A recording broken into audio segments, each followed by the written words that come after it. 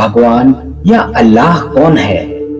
तो नमस्कार दोस्तों, आप सभी का एक बार फिर से स्वागत है हमारे YouTube चैनल में। दोस्तों, कहीं ना कहीं कभी ना कभी हमें यह सोचने पर मजबूर कर ही देता है कि क्या भगवान होते हैं।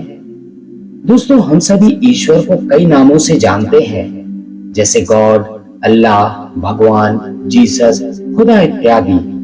लगभग सभी मनुष्य यही मानते हैं कि सृष्टि का निर्माण ईश्वर ने ही किया है, परंतु वैज्ञानिकों का हमेशा से ही मतभेद बना रहता है।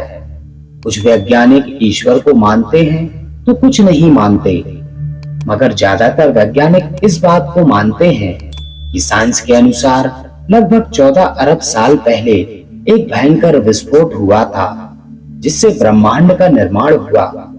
परंतु यह विस्फोट आखिर क्यों हुआ और इससे पहले क्या था, इस सवाल का जवाब विज्ञान के पास भी नहीं है। कि पृथ्वी पर जीवन की हलचल कैसे हुई, एक गर्म पिंड कैसे ठंडा हुआ, कैसे गर्म पिंड पर 3 भागों में पानी आया, जीव जंतु, वनस्पति, सही समानांतर सूर्य की दूरी, इसका वातावरण, चंद्रमा, ऋतुओं का आना जाना, एक ही समय पर दिन रात होना, नर नारी, सब कुछ इतना संभव कैसे हुआ, मानो किसी ने बहुत ही सोच समझकर बनाया हो। बस यही हमें सोचने पर मजबूर कर देता है कि हमारे पूरे ब्रह्मांड को किसी एक ने बनाया है। क्या यही ईश्वर है? जब हम इंसान बने और भाषाओं का निर्माण नहीं हुआ था, तब अपने आप को बचा के रखना ही हमारा उद्देश्य था।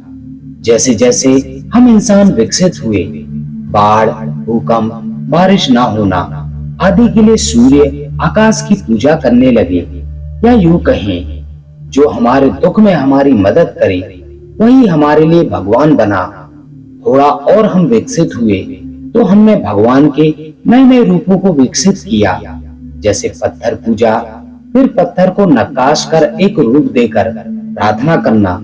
थोड़ा और हम विकसित हुए तो पत्थर पूजा के साथ साथ अच्छे इंसानों की पूजा करने लगे, और हमारे ब्रेन विकसित होने के साथ साथ हमारे विचार भी बदलते गए, और हम इंसान स्वार्थ बस ईश्वर को बांटते चले गए, गॉड, अल्लाह, भगवान, यीशु के रूप में, कई आकारों में। और ऐसा माना जाता है कि और आने वाले समय में हम इंसान ईश्वर को और भी रूपों में विभाजित कर देंगे, क्योंकि अब हम इंसान ईश्वर को जाति के रूप में देखने लगे हैं। खैर, हकीकत यही है कि ईश्वर होते हैं, पर कौन है? क्या ब्रह्मा, विष्णु, शिव, अल्लाह, जीसस ईश्वर हैं? तो इन्हें बनाने वाले उनके ईश्वर कौन है? और हकीकत यही है, ईश्वर का कोई रूप, रंग, आकार नहीं होता। वह अदृश्य है, जो हमारे कर्मों के आधार पर हमें दंड व सहयोग करते हैं, जो हमें जीवन देते हैं और मृत्यु देते हैं। ईश्वर अभिन्न अदृश्य है, हर इंसानों के जीवन की एक कड़ी है। जैसे हमें यह नहीं मालूम कि जिन्हें हम पूजते हैं उनके लिए ईश्वर कौन है, या फिर ईश्वर को बनाने वाला वह अदृश्य रूपी ईश्वर, उन्हें भी तो किसी ने उत्पन्न किया होगा। हमारे पूर्वजों ने हमें बता रखा है कि धर्म के आधार पर वही हमारे लिए ईश्वर है, जो हमेशा शक्ति और सुकून देता है। वही हमारे लिए ईश्वर है। अगर हमें सुकून श्री राम बोलने से है तो वही हमारे लिए ईश्वर है, और अगर हमें अल्लाह बोलने में सुकून मिलता है वही हमारे लिए ईश्वर है, और अगर गॉड, जीसस बोलने में हमें सुकून मिलता है तो ये हमारे लिए ईश्वर है। और आखिरी में बस यही बतलाना चाहूंगा कि वास्तव में ईश्वर एक ही है, जो हर जीव जंतु, पेड़ पौधे, कीड़े मकोड़े, जल थल वायु, अग्नि, हर एक एक कण में विराजमान एक अदृश्य शक्ति ही ईश्वर है। तो दोस्तों, आपको हमारी आज की वीडियो कैसी लगी? अपने कमेंट के माध्यम से हमें जरूर बताएं।